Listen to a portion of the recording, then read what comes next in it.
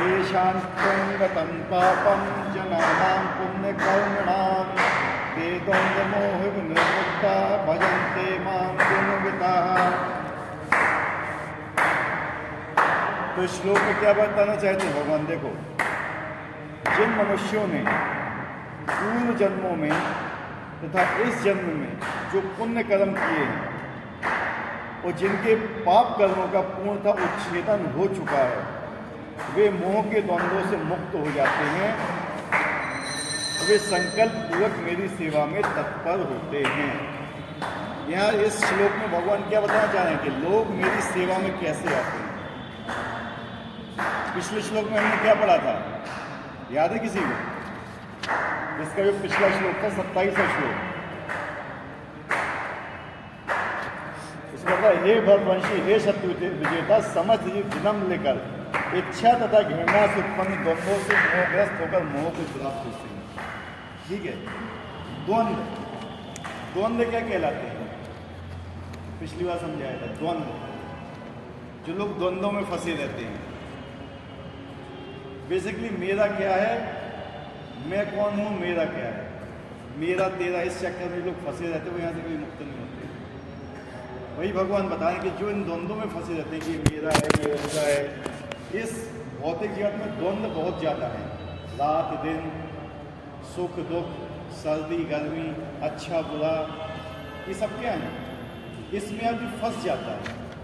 क्या होता है? फंस जाता है और फिर वो निकल नहीं पाता इसमें। बहुत प्रयास भी करेगा तो भी अपने आप नहीं निकल पाएगा इससे। तो भगवान क्या बोल रहे हैं कि जब तक कोई मेरी भक्ति में नहीं आएगा, जब तक कोई मेरी शरण में नहीं आएगा, इन सब चीज़ों से नहीं बच पाएगा। सिंपल सी चीज़ है। और हम लोग सब इसी चीज़ में फंसे रहते हैं, ये मेरा है, एक फुट जमीन मेरी, उसने लाभ ली, उसने ये कर लिया, उसने वो कर लिया, ऐसी चीज़ें फंसे रहते हैं आदमी। ये शरीर मेरा है, ये बच्चा मेरा है, ये स्त्री मेरी है, ये जमीन मेरी है, घर मेरा, ये पैसा मेरा, ये कार मेरी, बस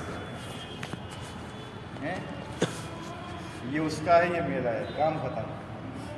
तो इन द्वंद्वों में आसानी से नहीं निकल पाता। तो निकलने का एक ही रास्ता है, भगवान की प्रेम भक्ति। जब तक कोई भगवान की भक्ति में नहीं आएगा, भगवान की शरण में नहीं आएगा, इन सब चीज़ों से निकलना मुश्किल है। और कौन लोग निकल पाते हैं, वो इस श्लोक में बताया जाएगा।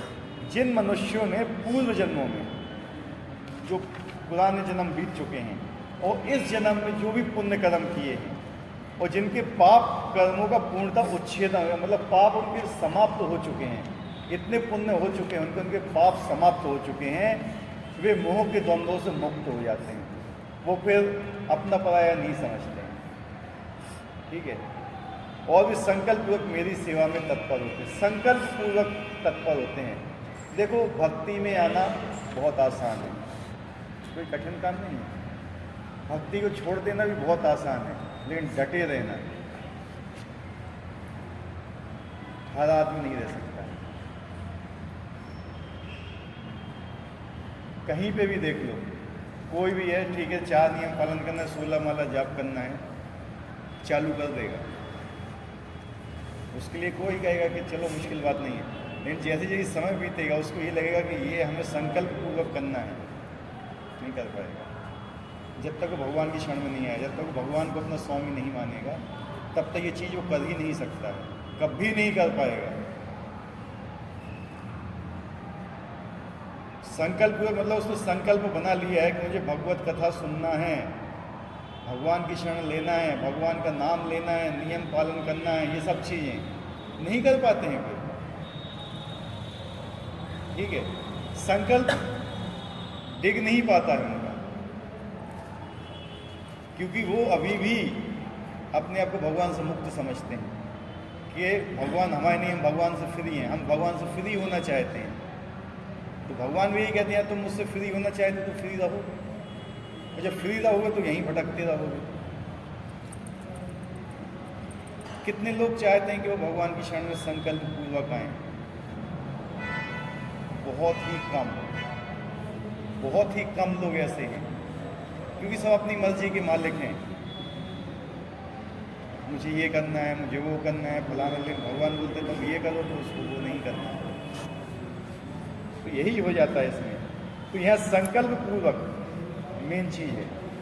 आपने संकल्प ले लिया कि मैं जिंदगी भर 4 नियम का पालन करूंगा, 16 माला का जाप करूंगा, नित्य भागवत सेवा करूंगा, और संकल्प पूर्वक देख कर लिया, तो समझ लो कि अब आपके पाप नष्ट हो चुके हैं और आप भगवान की सेवा में लग रहे हो। अगर अभी तक आपकी ऐसी स्थिति नहीं आई है तो अभी आपके पाप पूर्णतः समाप्त नहीं हुए। अभी आपको और भी भगवान के नाम जाप करना है संकल्प पूर्वक, ठीक है। अडिग होना चाहिए। क्या होना चाहिए? अडिग, अपने संकल्प पे। इस अध्याय में उन लोगों का उल्लेख है जो दिव्य पद को प्राप्त करने के अधिकारी हैं। जो पापी, नास्तिक, मूर्ख तथा कपटी हैं, उनके लिए इच्छा तथा घृणा के द्वंद्व को पार कर पाना कठिन है। केवल ऐसे पुरुष भक्ति स्वीकार करें क्रमशः भगवान के शुद्ध ज्ञान को प्राप्त करते हैं, जिन्होंने धर्म के विधि विधानों का अभ्यास करने, पुण्य कर्म करने, पाप कर्मों को जीतने में अपना जीवन लगाया है।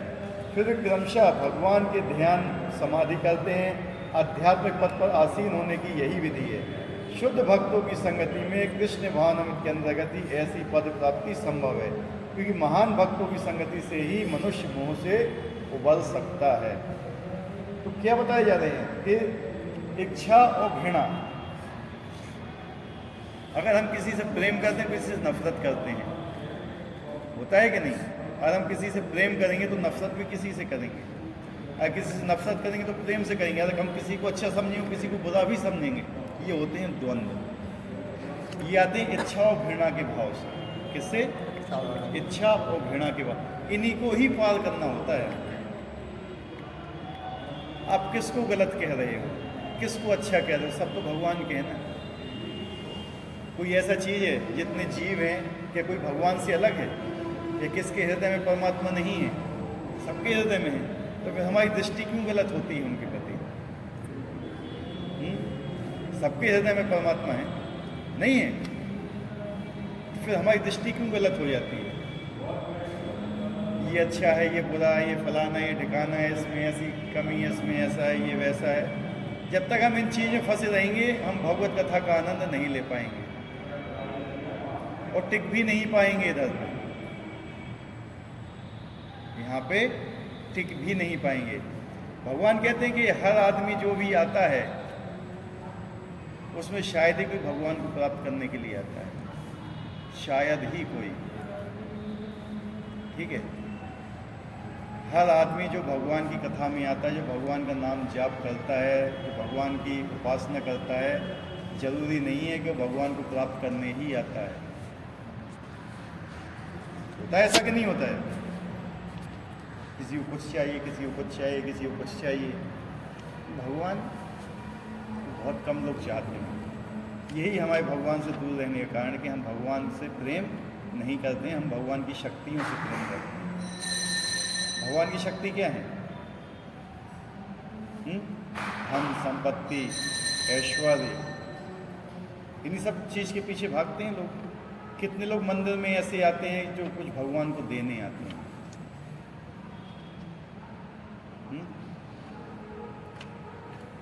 कितने लोग भगवान की सेवा करने आते हैं मंदिर में।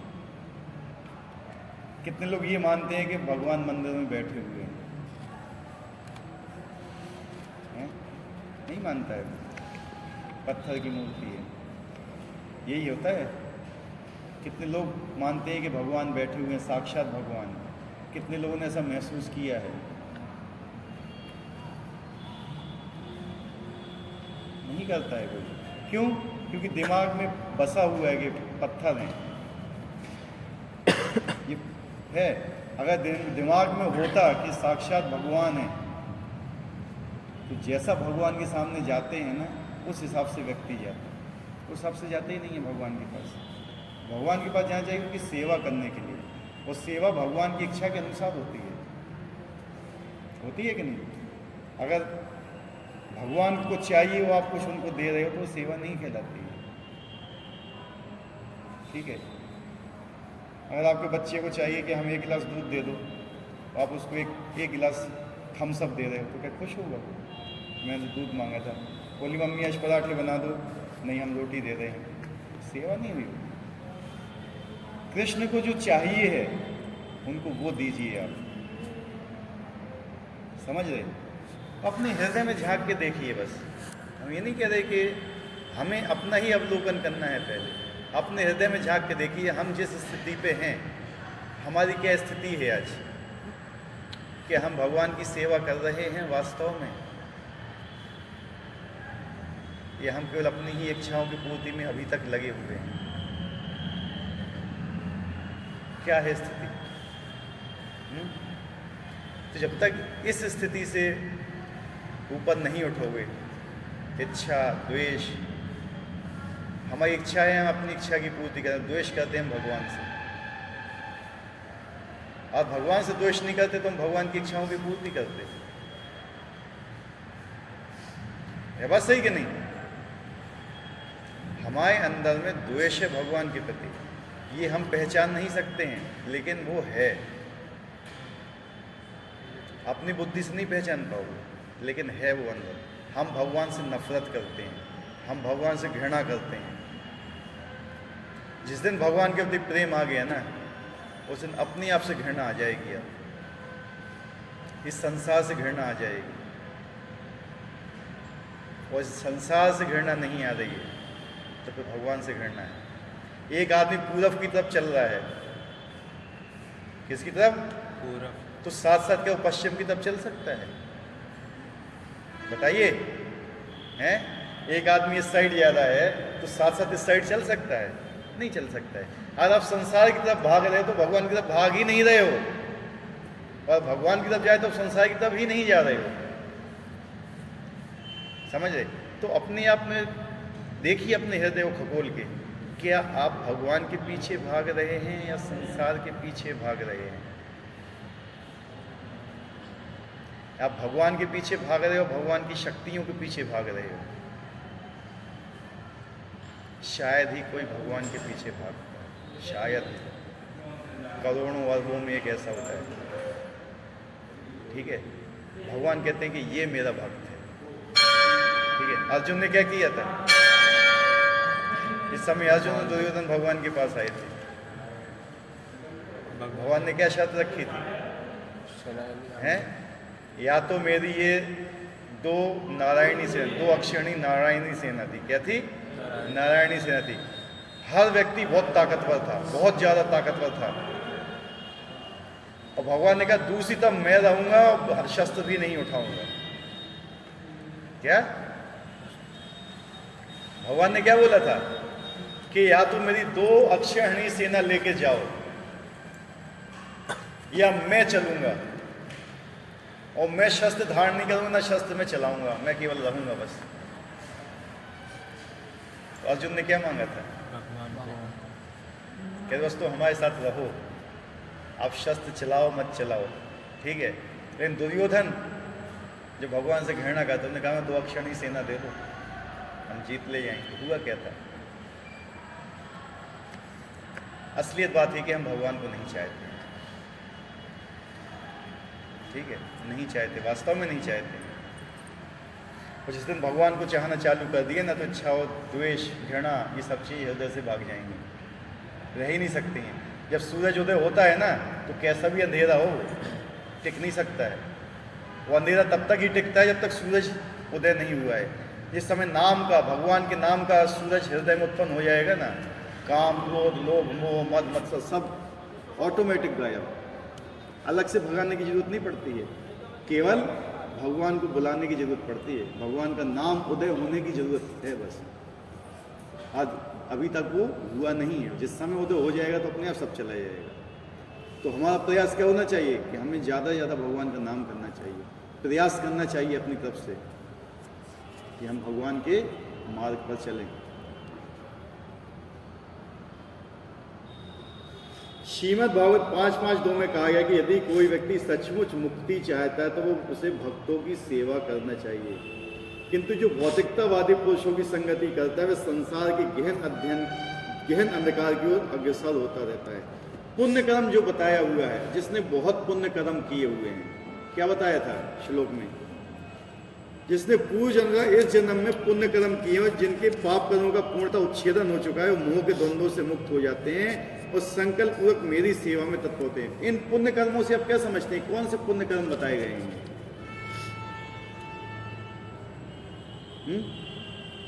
कौन से पुण्य कर्म है? बताइए।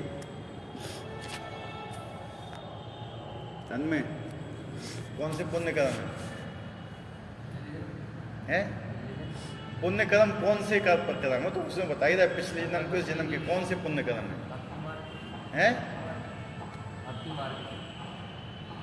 प्रबल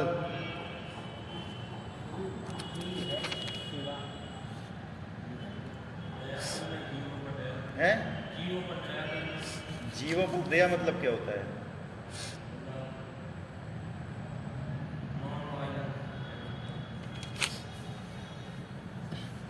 वो जीव पर दया नहीं होती, वो उसका एक पार्ट है। भगवान का नाम लेना,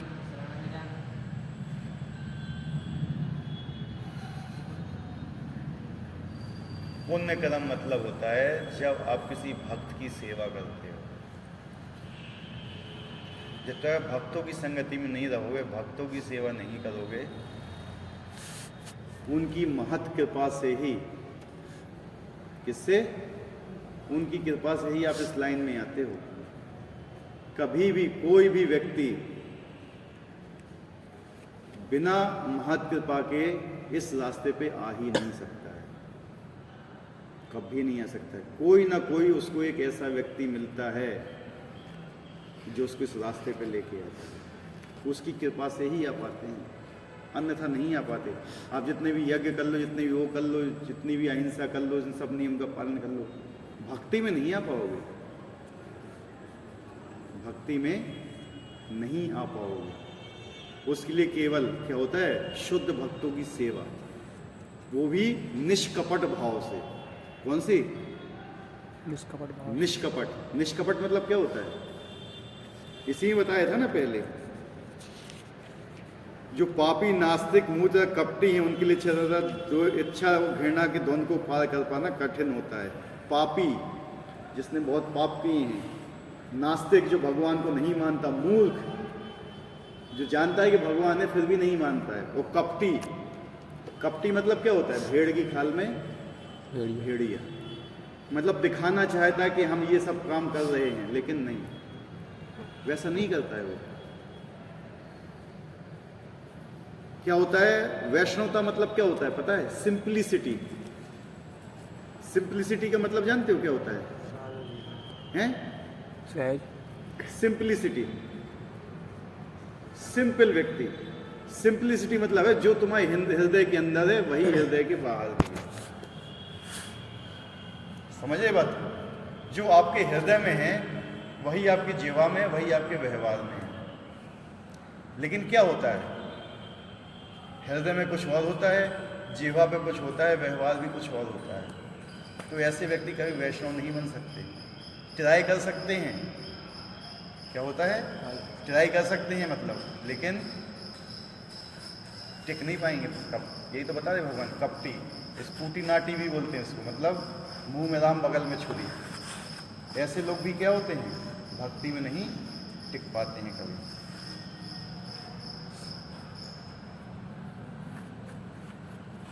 तो क्या होता है? जो सचमुच मुक्ति चाहता है, मुक्ति, वो उसे भक्तों की सेवा करनी चाहिए। किंतु ये भौतिकतावादी पुरुषों की संगति करता है, संसार के गहन अध्ययन की ओर अग्रसर होता जाता है। भक्ति में लगने के लिए आपको भक्तों की जरूरत पड़ेगी। बिना भक्तों की संगति के आप भक्ति के मार्ग पर नहीं चल सकते हो। आप अकेले चाहो, आप सोचो कि आप घर पे रह के आपको भक्तों की संगति की जरूरत नहीं है, आप पुस्तकें पढ़ते रहो और भक्ति में लगे रहो, नाम जाप करते रहो, नहीं, आपकी भक्ति भी भौतिक हो जाएगी। वो आपको डुबा देगी वो भक्ति। बिना भक्तों की संगति के भगवत धाम पहुंचना संभव नहीं है। अगर आप माला जाप कर रहे हो, एक बंद कमरे में बैठे होंगे और नींद आ रही, तो क्या दीवारें आपको जगाएंगी? या दीवार आपको बताएगी कि आप सो गए हो, नाम जाप करते हो? लेकिन आप भक्तों की संगति में बैठे हुए हो आपसे कोई गलती हो रही है तो वो आपको बताएगा कि आप यहाँ गलती कर रहे हो, उसको सुधारो। अकेले भी कोई व्यक्ति ऐसा नहीं कर सकता है, उसको कोई ना कोई मॉनिटरिंग की ज़रूरत पड़ती है। इसलिए अगर हमारे अंदर कोई गलती है तो दूसरा भक्त बताएगा, हम उसको सुधारेंगे। और उसके अंदर कोई कमी है या कोई गलत कर रहा है तो हम उसको बोलेंगे। ऐसी चीज़ें होती हैं, ठीक है। लेकिन अगर आप अकेले ये सब सोचो कि आप अकेले कर सकते हो ये सब चीज़ें, तो असंभव है। आपकी भक्ति ही भौतिक हो जाएगी। शील प्रभुपाद ने बोला हुआ है ये, आपकी भक्ति ही भौतिक हो जाएगी। आपको लगेगा कि आप भक्ति कर रहे हो, लेकिन वो भक्ति नहीं रहेगी, तो आपके भौतिक कार्यकलाप रहेंगे केवल, ठीक है। तो हमेशा भक्तों की संगति में आगे बढ़ना चाहिए, हमेशा भगवान से प्रार्थना करना चाहिए कि हमें भक्तों का संग मिले। बिना भक्तों के संग के आप आगे नहीं बढ़ सकते। हमेशा देख लो, जितने भी शास्त्र उठा लो, उसमें यही चीज बताई है, एसोसिएशन मस्ट होता है। बिना एसोसिएशन के आप कुछ नहीं कर पाओगे। जैसी रास्ते पे चलना है वैसे लोगों का संग होना चाहिए।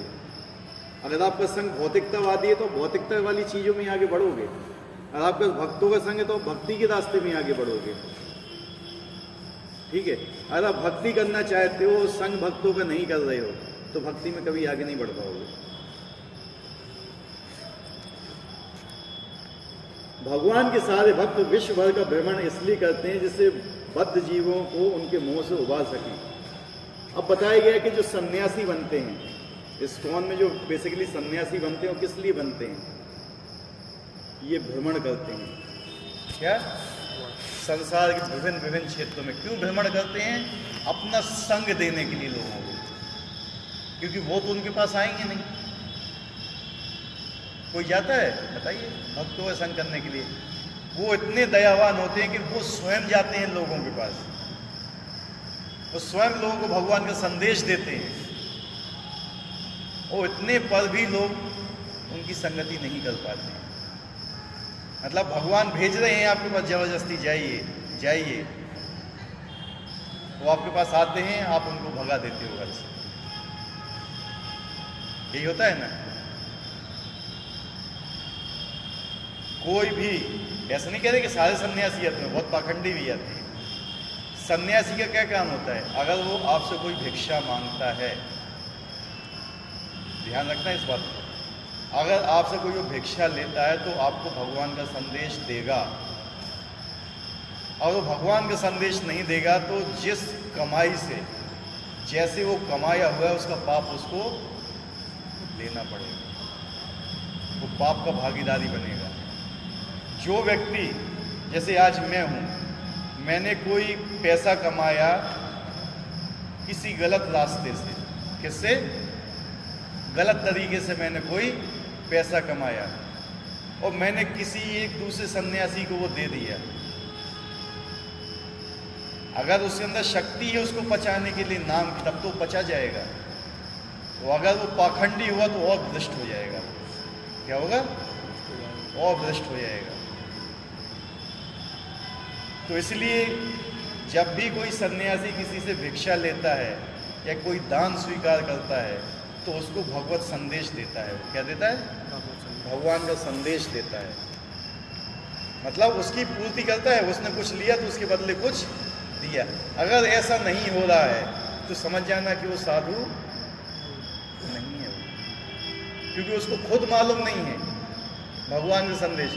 वो केवल भिक्षा मांग रहा है अपना पेट भरने के लिए, इससे ज़्यादा कोई उद्देश्य नहीं है उसका। समझे बात को? तो ऐसे साधु सन्यासी के पीछे नहीं जाना है आपको।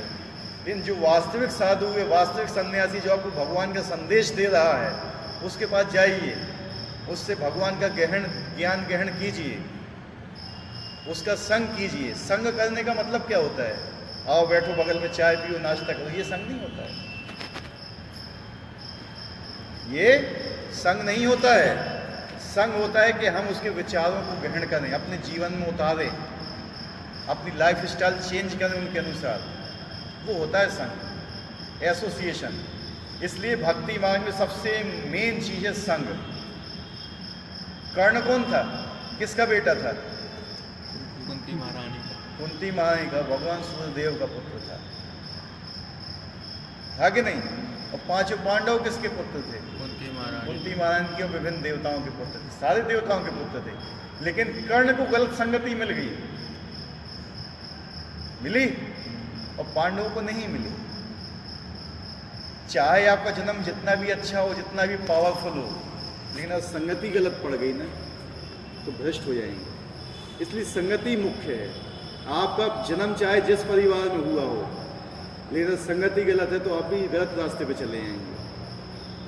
यही बता रहे हैं कि क्या होता है दुनिया में, हर व्यक्ति आजकल के ज़माने में बता रहा हूँ, कोई भी व्यक्ति भक्तों का संग नहीं करना चाहता है, क्योंकि अगर वो भक्तों का संग करेगा तो भक्त उसको उसके दोष बताएंगे सुधारने के लिए, और वो अपने दोष को सुनना नहीं चाहता है। बात सही कि नहीं? Right wrong? अगर कोई आपको आपके दोष बताए तो आपको उस पर घृणा होगी, और कोई आपको सराहे तो बढ़िया है यार ये आदमी। होता है ऐसा कि नहीं होता है? लेकिन सही कौन होता है? जो हमारे दोस्त बताएगा, जो आपके दोष बताए। माता पिता अपने बच्चों की अच्छाई भी देखते हैं और बुराई जो गलत करता है उसको बताते भी, उसको सुधारते भी हैं। बच्चे को जरूर लगता है कि माता पिता मुझ में गलती देख रहे हैं, लेकिन वो उसको सुधारने के लिए होती है। अगर हम भक्तों का संग करेंगे तो हमें अपनी गलतियां पता चलेंगी कि हम भक्ति मार्ग पे क्या गलत कर रहे हैं। ठीक है? अगर फिर भी हम उनसे दूर भागेंगे तो नहीं चल पाएंगे। तो एसोसिएशन क्या है? मेन है।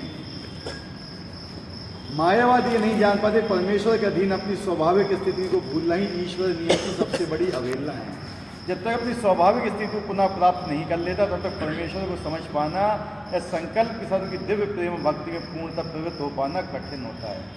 असली बात क्या है ना, हम अपनी स्थिति को भूल गए कि हमारी स्वाभाविक स्थिति क्या है। हम हैं भगवान के सेवक। क्या है? भगवान के सेवक, नित्य सेवक। हम पहले ही भगवान के सेवक थे, आज भी भगवान के सेवक हैं, और करोड़ों साल बाद भी हम भगवान के सेवक ही रहेंगे। हम कभी भगवान नहीं बन सकते हैं, समझ रहे? लेकिन हम क्या हैं? हम भगवान को अपनी सेवा में लगाना चाहते हैं। यस और नो? हैं? यही बता रहे कि हम अपनी स्वाभाविक स्थिति बदल चुके, भूल चुके हैं। हमें अपनी स्वाभाविक स्थिति पे आना है।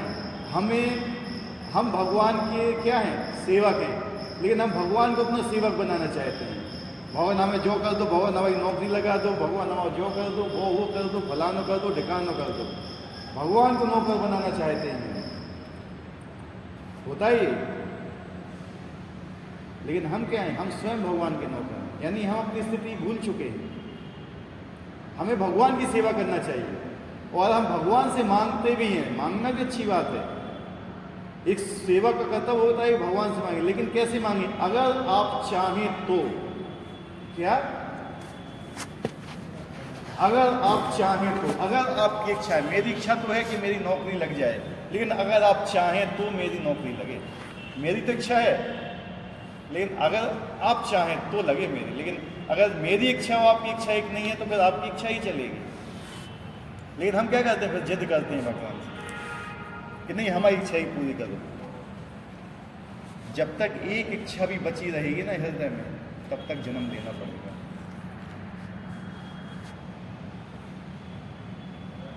ऐसे मुक्त नहीं हो पाओगे। एक भी इच्छा हृदय में बची रही मृत्यु के समय, दोबारा आना पड़ेगा। इसलिए जो जीवन मिला है इसका सदुपयोग करो। तो जितनी भी इच्छाएं हैं उसको भगवान को समर्पित कर दो। अपनी कोई भी इच्छा हो आपकी, उसको भगवान को समर्पित कीजिए। हम ही नहीं कहते आपकी इच्छा नहीं होना चाहिए, इच्छा होना चाहिए। और आपकी अच्छा खाने पीने की चाहिए, भगवान को भोग लगा के खाइए। मना तो किया नहीं है भगवान ने। हमें अपनी इच्छाओं को बंद नहीं करना है, इच्छाओं को खत्म नहीं करना है, इच्छाओं को ट्रांसफॉर्म करना है। अपनी इच्छाओं को भगवान की इच्छा के अनुसार पूरी करना है, और सब कुछ इसमें दिया गया है, और वो हम करना नहीं चाहते हैं। इसको क्या बोलते हैं? अहंकार। मोह में फंसे हुए हैं, द्वंद्व के। अपने आप को शरीर समझते हैं और जो शरीर को अच्छा लगता है वो हम करते हैं, और जो आत्मा को अच्छा लगता है वो हम नहीं करना चाहते हैं, है कि नहीं? जरा मरण मोक्षाय मामाशित्यतन्ति ते ब्रह्म तद्विदु कित स्मृत्यध्यात्मम कर्म चाखिलम। जो जरा तथा मृत्यु से मुक्ति पाने के लिए यत्नशील रहते हैं, वे बुद्धिमान व्यक्ति मेरी भक्ति की शरण ग्रहण करते हैं। वे वास्तव में ब्रह्म है, क्योंकि वे दिव्य कर्मों के विषय में पूरी तरह से जानते हैं। जरा तथा मृत्यु से मुक्ति पाने के लिए यत्नशील। जरा और मृत्यु मतलब क्या होता है? बुढ़ापा और मृत्यु। इस दुनिया में हर व्यक्ति इन दोनों से बचना चाहता है। किससे? बुढ़ापे से और मृत्यु से। यस और नहीं? और बीमारी है।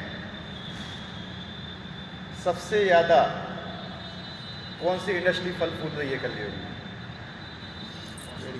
है। वेरी गुड, ताली बजाइए इसके लिए।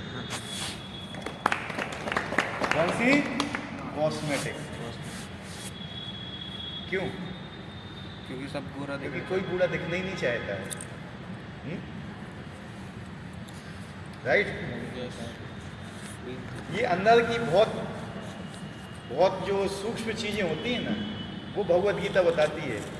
हम बूढ़ा नहीं होना चाहते हैं। कोई भी व्यक्ति बूढ़ा होना नहीं चाहता, लेकिन फिर भी बूढ़ा हो जाता है, होता है। उसकी इच्छा है बूढ़ा नहीं होना। उसकी इच्छा नहीं है, वो आत्मा की, क्योंकि आत्मा तो बूढ़ी होती नहीं है कभी। आत्मा कभी बूढ़ी नहीं होती है। लेकिन जब हम अपने आप को आत्मा नहीं शरीर मानते, तो हम भी यही समझते हैं कि हमारा शरीर भी बूढ़ा नहीं होगा। इसलिए क्या करते हैं? हम कॉस्मेटिक्स के पीछे भागते हैं। किसके लिए? लेकिन वो उसका सॉल्यूशन नहीं है। लाखों क्रीम लगाते, पता नहीं लाखों रुपए की क्रीम लगा चुकी होगी अभी तक लोग, हैं? यही होता है ना, ये फलाना, ये ठिकाना, ये पूरे भी जितने भी, जब भी मोबाइल खोलोगे ना, बीच में जो ऐड आते हैं, किस चीज़ के आते हैं? इन्हीं चीज़ के आते हैं। कोई बूढ़ा नहीं होना चाहता है। आंखें कमजोर हो गई तो नई आंखें लगा लेंगे, मतलब आंखें बदलवा लेंगे, या बत्ती सी गिर गई तो नकली बत्ती सी लगेगी। कान सुनाई देता है तो कान में वो भी लगा लेंगे मशीन। मैं बूढ़ा नहीं होना चाहता। मुझे सब, मैं खा सकता हूँ, देख सकता हूँ, सुन भी सकता हूँ। और बाल अगर काले हो रहे हैं, सफ़ेद हो रहे हैं, तो डाई लगा वो देते भी डाई लगा लेंगे। सब कुछ है बुढ़ापे से बचने के लिए, लेकिन क्या ये वास्तविक उपाय है बुढ़ापा से बचने का? नहीं है। हम किसको धोखा देते हैं? अपने आप को। अपने आप। बाल सफ़ेद हो गए हैं, कोई कहना लगे कि बूढ़े हो गए तो डाई कर लो। धोखा किसको दे रहे हैं? अपने आप को। मैं बूढ़ा नहीं हूँ, हैं? लेकिन भगवान कह रहे ये इलाज नहीं है बचने के लिए। अगर आपका जन्म होगा तो मृत्यु भी होगी, है कि नहीं? जन्म होगा तो बुढ़ापा भी आएगा, बीमारियां भी आएंगी। चार जो चीज़ें हैं, जन्म, मृत्यु, जरा और व्याधि, ये मनुष्य जीवन के सबसे बड़े कष्ट हैं। सबसे बड़े कष्ट हैं। जन्म लेना, बीमारियां आना, बुढ़ापा आना और मृत्यु आना। इन सब चीज़ से बचने का केवल एक ही उपाय है कि आपका जन्म ही इस भौतिक जगत में ना हो। क्या? आपका जन्म ही इस भौतिक जगत में ना हो, तभी आप इन सब चीज़ों से बच सकते हो, अन्यथा नहीं बच पाओगे। करोड़ जन्म हो गए, करोड़ों जन्म में करोड़ों रुपए की आपने कॉस्मेटिक लगाई हो, बच पाए? नहीं बच पाए, ना बच सकते हो। उससे बचने का एक ही उपाय है कि इस भौतिक जगत में जन्म नहीं हो। और उसका एक उपाय क्या है? भगवान का नाम जाप करो, भगवान की इच्छा के अनुसार चलो। जो भगवान ने नियम दिए हैं उनका पालन करो, सदैव भगवान का स्मरण करो, उनको कभी भूलो मत। नियम किस लिए बनाए जाते हैं? कोई बता सकता है नियम बनाने के पीछे मेन रीज़न क्या है? शुद्धि होना। ये व्रत करना है, ये पूजा करना है, ये फलाना करना है, ये ठिकाना करना, किस लिए बनाए जाते हैं? शुद्धता तो साइड चीज़ है उसकी, साइड क्या बोलते हैं ना, साइड प्रोडक्ट शुद्धता। भगवान की याद आती रहे। हाँ वेरी गुड, गुड, तालियां बजाइए इसके लिए। जितने भी नियम बनाए जाते हैं इसलिए बनाए जाते हैं कि हमें भगवान का स्मरण रहे, ये हम किस लिए कर रहे हैं। ऐसा नहीं कि व्रत हो लिए और बढ़िया टीवी खोल ली, क्या आज तो क्रिकेट मैच आएगा और बढ़िया आज उपवास बढ़िया तरीके से निकल जाएगा, चाय पीते रहेंगे और क्रिकेट देखते रहेंगे, भूख का अंदाजा ही नहीं हुआ कि भगवान के स्मरण हो रहा है। व्यर्थ है वो उपवास, क्या व्यर्थ है। बढ़िया नाटक देख रहे हैं टीवी में, ये कर रहे हैं वो कर रहे हैं, ये देख रहे हैं वो देख रहे हैं, चलो आज टीवी देखेंगे। नहीं, अगर आपको भगवान का स्मरण नहीं हो रहा है तो व्यर्थ है। एकादशी, एकादशी में क्या करते हैं, ज़्यादा ज़्यादा भगवान का नाम जाप करना, उपासना, उपास कहते हैं ना, उपासे हैं आज हम। किस शब्द से है उपासना? उपासना मतलब कहता है उप आसन, किससे मिला है? उप आसन मतलब समीप, भगवान के समीप बैठे हुए हैं। कैसे? भगवान के समीप, मतलब हम भगवान का स्मरण कर रहे हैं उस दिन। उपासना है हमारी, आज हम उपास्य हैं क्योंकि आज हम भगवान का स्मरण कर रहे हैं। हमारे पास इतना समय नहीं है कि हम खा पी सकें, हम इतना समय वेस्ट नहीं करना चाहते खाना बनाने में, इसलिए हम खाना का त्याग कर देते हैं। समझ रहे? ये होता है उसका मतलब। ये नहीं कि आज हमने खाना छोड़ दिया और चलो टीवी देखें, नहीं। उपवास का मतलब होता है कि आज हम भगवान का स्मरण इतना करेंगे कि हम अपना डेली का जो भौतिक चीज़ें, खाना पीना, जो उल्टी सीधी चीज़ें, वो भी हम आज त्याग देते हैं, इतना हम भगवान का स्मरण करेंगे। ये होती है उपासना। लेकिन उसका मतलब क्या निकाल लिया?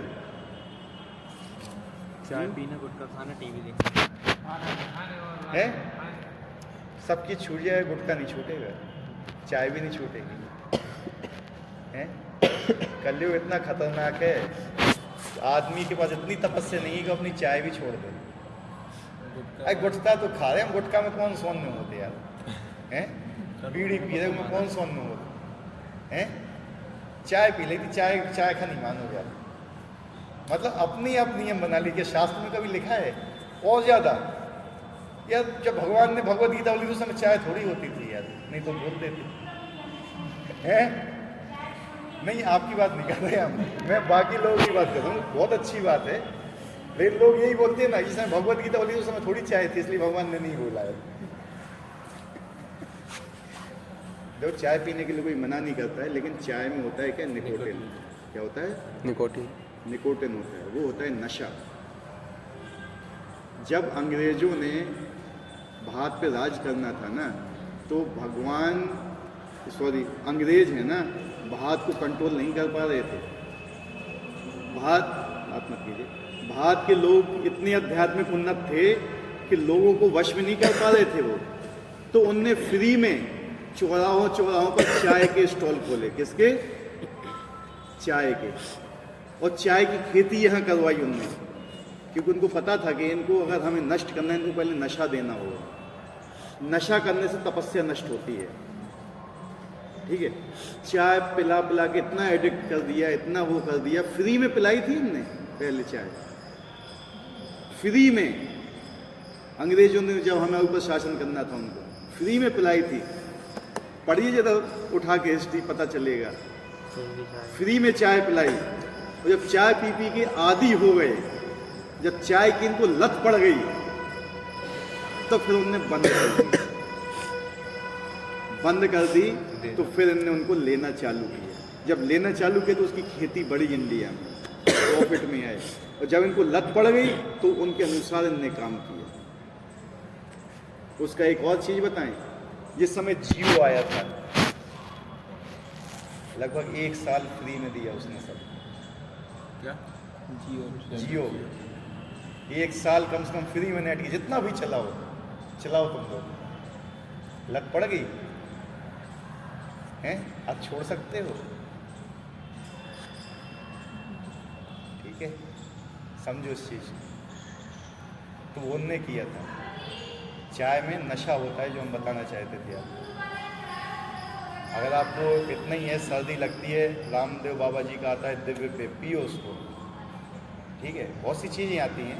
शरीर की गर्मी के लिए। ऐसे ऐसे भक्त हैं जो साइबेरिया में रहते हैं, चाय तक नहीं पीते हैं। साइबेरिया जानते हो, जहाँ हमेशा माइनस में रहता है टेम्परेचर, माइनस में, -15, -20, 10 से नीचे रहता जाता है। हाँ, तो वहाँ कोई चाय को छूता भी नहीं है, तो फिर भी जिंदा है। लेकिन हम क्या सोचते हैं कि हम नहीं रह पाएंगे इसके बाद। जब 45 डिग्री सेल्सियस होता है, जिस समय बच्चा पैदा होता है उस समय केवल माँ के दूध के ऊपर जिंदा रहता है 6 महीने, रहता है कि नहीं? ना तो उसको ठंड लगती है ना कुछ लगती है। लेकिन आजकल लोग तो कहते हैं कि हम इसके बिना जी नहीं पाएंगे। ये गलत कॉन्सेप्ट है लोगों का। तो जन्म मृत्यु जरा रोग इस भौतिक शरीर को सताते हैं, आध्यात्मिक शरीर को नहीं। ये 4 चीजें हैं ना, इस भौतिक शरीर को सताती हैं, जन्म मृत्यु जरा व्याधि। आध्यात्मिक शरीर के लिए ना तो जन्म है, ना मृत्यु है, ना बीमारी है, ना बुढ़ापा है। जो हमारी आत्मा है, ना तो उसका जन्म होता है, ना मृत्यु होती है, ना बुढ़ापा होता है उसका, ना बीमारियां आती हैं। लेकिन जो हम शरीर में फंसे हैं, क्यों? इच्छा की वजह से। हमने जैसी इच्छा करेंगे हमें वैसे ही शरीर मिलेगा।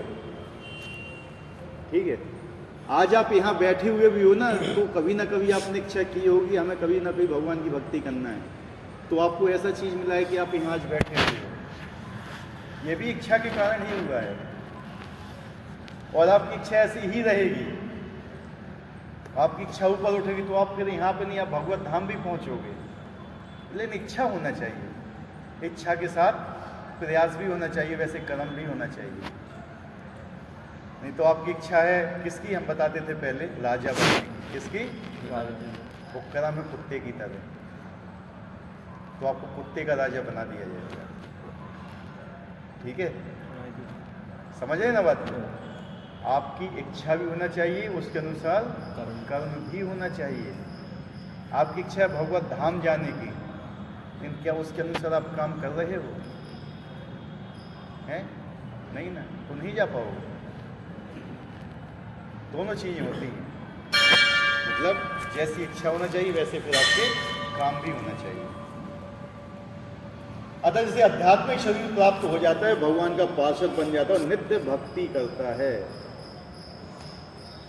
बहुत से लोग क्या सोचते हैं कि चलो यार यहाँ से मुक्त हो जाएं, बस आराम से रहें। लेकिन जो भगवत धाम भी जाने के बाद भगवान की ही सेवा करना पड़ती है, वहाँ पे भी अपनी इच्छा से प्रेम पूर्वक। भगवान हमारे ऊपर बल नहीं देते हैं सेवा करने के लिए, नहीं तुम मेरी सेवा करो ना, अपनी इच्छा से, अपनी इच्छा से तुम्हें सेवा करना होती है वहाँ। और अपनी इच्छा से नहीं करोगे तो फिर यहीं रहोगे।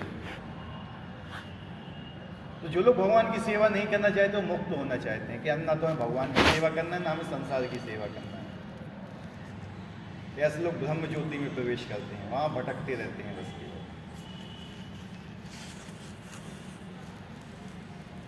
अहम ब्रह्मास्मि, मैं आत्मा हूँ। कहा गया है कि मनुष्य को चाहिए कि वे ये समझे कि मैं ब्रह्म या आत्मा हूँ। जीवन के ब्रह्म बोध ही भक्ति है, जैसा कि श्लोक में कहा गया है। शुद्ध भक्त ब्रह्म पद पर आसीन होते हैं और वे दिव्य कर्मों के विषय में सब कुछ जानते रहते हैं। तो क्या होता है, हम सब क्या हैं? ब्रह्म है। क्या है? ब्रह्म। अहम ब्रह्मास्मि बोला था ना, ब्रह्म मतलब क्या होता है? आत्मा। एक होता है पर ब्रह्म, क्या होता है? पर ब्रह्म, वो होता है परम ईश्वर, परमात्मा। ठीक है, हम क्या हैं? ब्रह्म। लोग क्या कहते हैं? ब्रह्म मतलब भगवान। अहम ब्रह्मास्मि, नहीं, हम ब्रह्म हैं मतलब आत्मा है, पर ब्रह्म अलग होता है। भगवान की दिव्य सेवा में रत रहने वाले 4 प्रकार के अशुद्ध भक्त हैं जो अपने अपने लक्ष्यों को प्राप्त करते हैं। भगवत गीता से जब वे पूर्णतः कृष्ण भावना भक्त हो जाते हैं तो परमेश्वर की संगति का लाभ उठाते हैं। अशुद्ध भक्त कौन से हैं? 4 प्रकार के। पढ़ाया था पहले, सब भूल गए। अशुद्ध भक्त, ये तो अभक्त नहीं।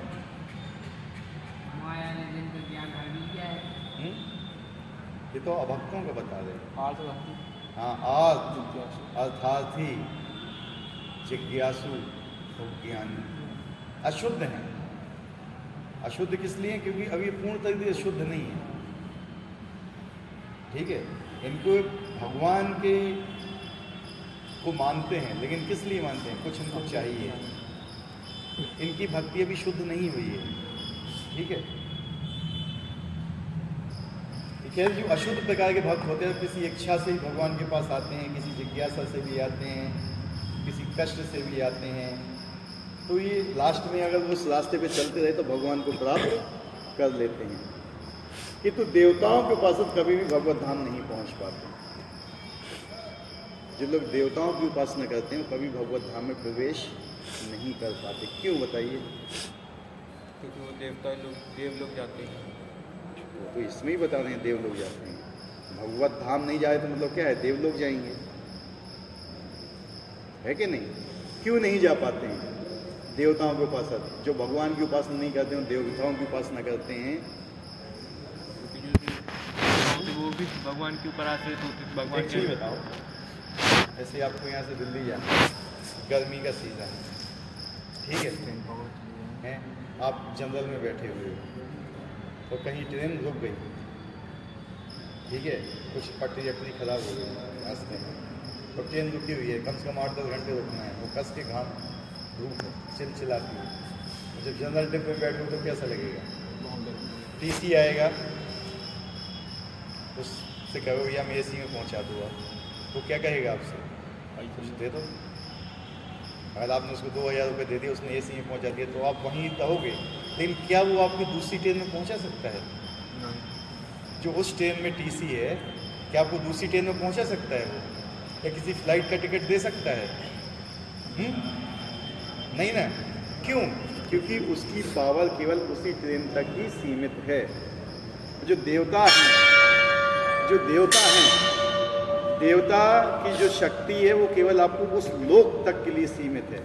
उस लोक से ऊपर तो ना तो वो स्वयं जा सकता है, ना किसी को भेज सकता है। इसलिए क्या होता है कि हमें भगवान की भक्ति करना चाहिए। इसलिए यहाँ पे बताया गया जो देवताओं के उपासक होते हैं वो कभी भी भगवत धाम नहीं पहुँच सकते। यहाँ तक कि अल्पज्ञ ब्रह्मभूत व्यक्ति भी कृष्ण के परम धाम गोलोक वृंदावन को प्राप्त नहीं कर पाते। ब्रह्मभूत, जो अपने आप को कहते हैं कि ब्रह्म में लीन हो जाऊंगा, ये सब लोग, वो भी कभी गोलोक नहीं पहुंच पाते हैं।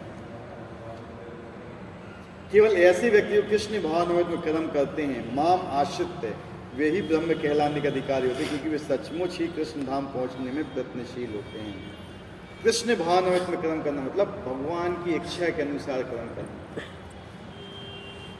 अगर हम भगवान की इच्छा के अनुसार कर्म करेंगे, जब हम भगवान के लोक में जाएंगे तो भी उनकी इच्छा के अनुसार ही कर्म करेंगे ना। अगर हम भगवान की इच्छा के अनुसार कर्म नहीं करेंगे तो वहाँ कैसे लेके जाएंगे हमें बताइए। और मान लो हम भगवान की इच्छा के अनुसार कर्म नहीं करेंगे और हम किसी तरह पहुँच गए तो हम वहाँ जो उत्पाद ही मचाएंगे। क्या है? अगर हम भगवान को नहीं चाहते तो क्या करेंगे हम वहाँ पे? हम भगवान की संपत्ति पे नज़र डालेंगे, हम किसी से द्वेष करेंगे, किसी के गलत व्यक्ति ऊपर नज़र डालेंगे, यही करेंगे। हमें ज़्यादा कुछ नहीं करेंगे। जब तक हमारी दृष्टि शुद्ध नहीं होगी, जब तक हमारा श्रवण शुद्ध नहीं होगा, जब तक हमारी वाणी शुद्ध नहीं होगी, तो वहाँ जाके क्या करेंगे? हम गलत ही करेंगे ना वहाँ के लोगों के साथ। हुआ कि नहीं होगा? इसलिए हम वहाँ नहीं पहुँच पाते, क्योंकि हम शुद्ध नहीं हैं। गलत दृष्टि जाएगी कहीं पर, यही चक्कर होता है। इसलिए हम नहीं पहुंच पाते हैं, क्योंकि हमारे अंदर क्या है? अभी दोष है। और दोष कब सही होंगे? जब हम भगवान की इच्छा के अनुसार काम करेंगे और भक्तों की संगति में रहेंगे।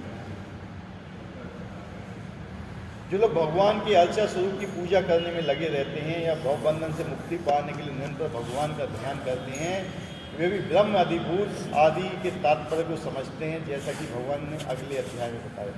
ये चीज़ें भगवान क्या है ना, अभी अगले अध्याय में काफ़ी चीज़ इसकी बताएंगे। ठीक है, आज यहीं से स्टॉप करते हैं।